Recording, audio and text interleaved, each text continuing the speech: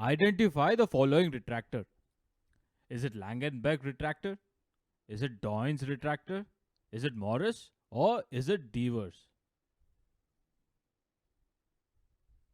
The answer is Doyne's retractor. Now, what is a retractor? A retractor is an instrument to hold the surgical wound to help in exposing the underlying structures. A retractor typically has four parts. A part of a retractor which you hold is the handle. Part of the retractor which goes into the body is the blade. Now, blade and handle are connected by shank. So, we have the handle, we have the blade, and we have the shank which connects blade and the handle. Now, the edge of the blade is called the tip. So, retractor has four parts. We have the handle which you hold, we have the blade and handle are connected by shank, and we have the tip of the blade. Shank determines the length of the retractor. That being said, we will talk about the types of retractors. Talking about the types of retractors, basically there are two types of retractors: handheld retractor and self-retaining retractor. I have mentioned you a list of few retractors, precisely 9 in number, but there are many different types of retractors used for general surgery.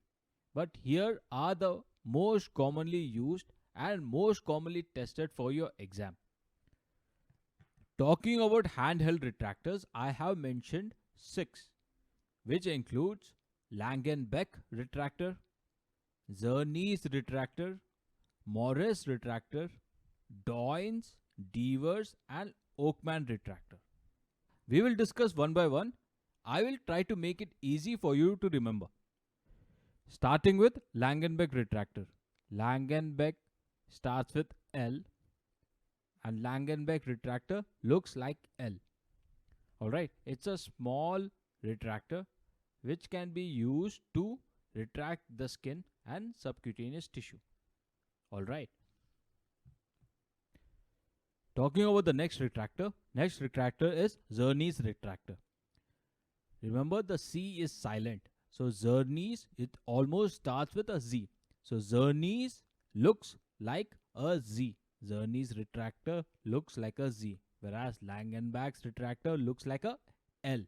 Zernies retractor has two blades. One side, it is a flat, broad blade, just like Langenbeck. The other side, it has bi-flanked spikes. Alright, it helps in suturing. Alright, bi-flanked spikes are present in Zernies retractor. So Zernies retractor, which looks like a Z, which has two blades. One blade which is flat, other blade it is bi-flanked. So this is Zernies retractor, which is important, has been asked previously. Next retractor is Morris retractor. Morris retractor looks like Langenbeck retractor, but the blade is white. There is no much difference between Langenbeck and Morris, but Morris retractor, the blade is wider than Langenbeck. Remember this. After Morris, we will discuss about Doyne's retractor. Now, Doyne's retractor looks like Morris, but the blade is curved. Alright, the Morris retractor, the blade is flat, whereas Doyne's retractor, the blade is curved. This curve helps in accessing the deeper structures. Alright, we can see through this curve and helps in operating in the deeper structures like pelvis. So if you want to retract the abdominal wall while doing pelvic surgeries, you can use Doyne's retractor, because the curve helps you visualize and also manipulate your instruments easily without coming in the way. So this is Doyne's. So first we have discussed about Langenbeck, which is L-shaped. After that we have discussed about Zernies, which is Z-shaped, which is having two blades, one which is flat, other one which is bi-flanked. After Zernies we have discussed about Morris. Morris is flat, just like Langenbeck, but it is wider than Langenbeck. Next, after Morris we have discussed Doyne's. Okay, remember the blade of Doynes is curved. After Doynes, we'll discuss about a retractor called Devers. This is the worst retractor which you can hold. Okay, every postgraduate will hate this retractor. Alright, now when you're retracting with this instrument, because this instrument is flat, it is slippery, you don't get a good grip, and also it hurts because it's flat. Alright, so most of the scoldings, what the postgraduate gets is because he is not retracting properly with Devers. I remember like Devers is like devil. Devil's Devers. Alright. So it is the most hated retractor. Alright, but it is very useful because it goes into deeper places, like especially when you're operating on gallbladder or pancreas, you need to retract the liver, right? So the curved part goes below the liver and it helps it. So we can retract the liver properly with this. The last retractor is the Olkman retractor, also called cat's paw. This is used to retract skin and subcutaneous tissue, and it has multiple claws just like cat's paw. Just remember this diagram, it's cat's paw retractor or Olkman retractor. So we have discussed about 6 handheld retractors. We have discussed about Langenbeck retractor, which is L-shaped. We have discussed about Zernes retractor, which is Z-shaped, which has 2 blades, one blade which is flat, other blade which has bifangs. Then we have discussed about Morris retractor, which looks like Langenbeck but it is flat.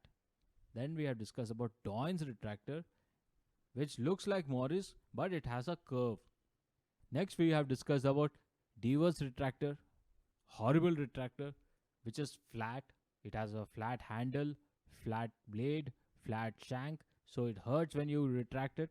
So that is Devers retractor, and the last one is Olkman retractor or cat's paw. Alright, these are handheld retractors. They will show you the diagram and they will ask you to identify the diagram. Alright, it is quite important. After handheld retractors, we will discuss about 3 self-retaining retractors. 3 self-retaining retractors are Jols retractor, Witt-Lanner retractor, not Lander, Witt-Lanner retractor, and Balfour retractor. Alright, Jols retractor, Witt-Lanner retractor, and Balfour retractor. The first self-retaining retractor is Jols retractor. Jols retractor is a self-retaining retractor used to perform thyroidectomy. Okay, while performing thyroidectomy, what is the name of the incision given for thyroidectomy? It's called Cocker's incision. After you perform Cocker's incision, you can use Jols retractor to retract the skin flaps. Alright, so Jols retractor, remember, it's a self-retaining retractor used during thyroidectomy. Next self-retaining retractor is Witt-Lanner retractor.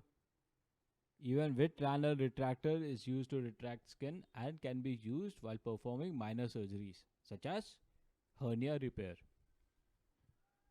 The last self-retaining retractor is Balfour retractor. Alright, it can be used to perform major surgeries. Once you do laparotomy, you can use this retractor to retract the whole abdominal wall. So remember Balfour retractor. So there are 3 self-retaining retractor which we discussed today. The first one is Jols retractor, which is used for thyroidectomy. Next one is Witt-Lanner retractor, which can be used for minor surgeries. And last one is Balfour retractor. Balfour self-retaining retractor can be used for laparotomies. Alright.